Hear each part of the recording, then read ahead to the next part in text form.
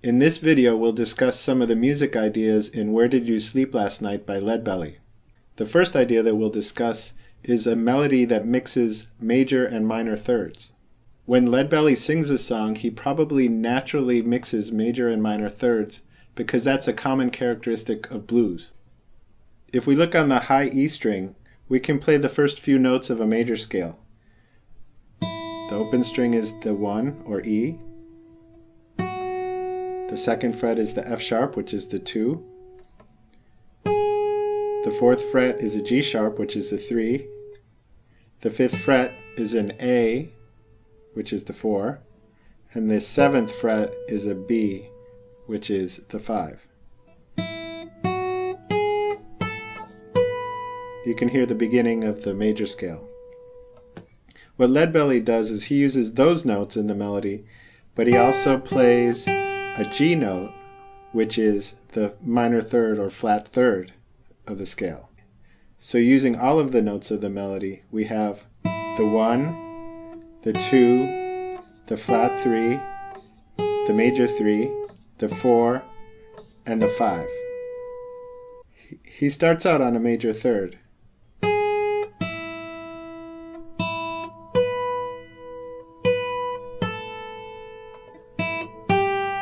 There he plays a minor third, so he's mixed and matched major thirds and minor thirds. The next idea that we'll discuss is 3/4 time. What this means is that there's 3 beats per measure and each beat lasts for 1/4 of a note. So the way that he plays most of the song is by ringing the bass note on beat 1 and then strumming the chord on beats 2 and 3. It's kind of a waltz feel. So if you hold down an E7 chord, it's bass,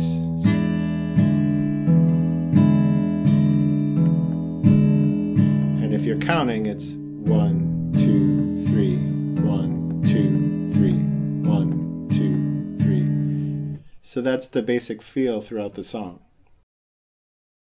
The next idea that we're going to discuss is dominant chords. The chords that Leadbelly's playing in the song are dominant, which has a little bit more tension than a major or minor chord. So you can think of this as dominant blues.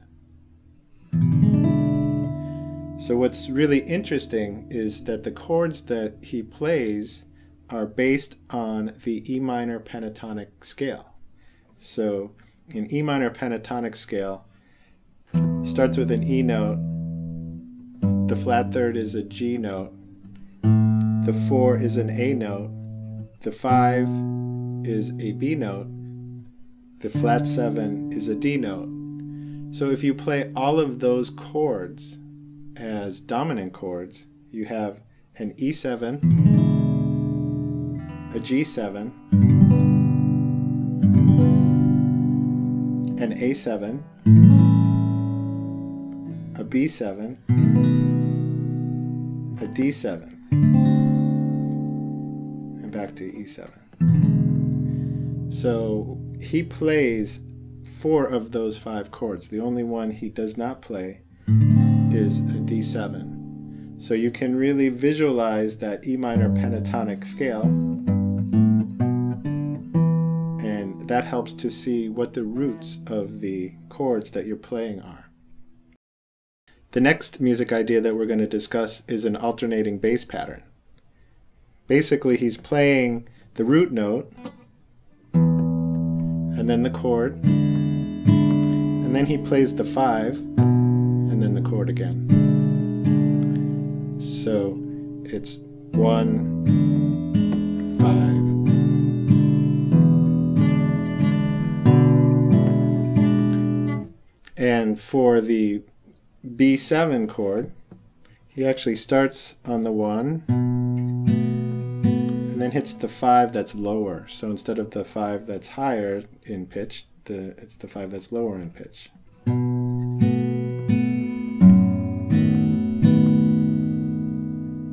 So as you're playing the song, if there are 2 chords in a row with the same name, the bass is alternating. The last music idea that we'll discuss is that he mixes the minor and major third in the bass runs of the song. So just as he mixes major and minor thirds in the melody, when he's playing, he's mixing them as well. So the way that he does that is on the low E string, we know that the low E string, open E string is the 1. There's the 2. There's the flat 3, and here is the major 3. So what he's doing is he's playing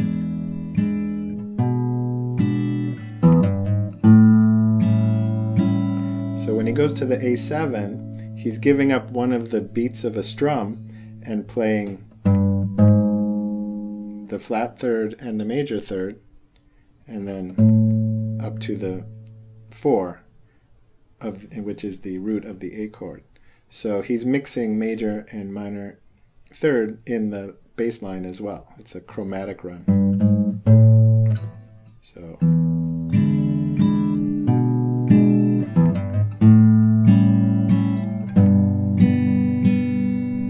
you should be able to count right through the song. 1, 2, 3, 1, 2, 3, 1, 2, 3, 1, 2. So those are some of the major music ideas of the song. I think the mixing and matching of major and minor concepts and using dominant chords for all of the chords are really interesting ideas and interesting ways to look at blues, especially dominant blues music.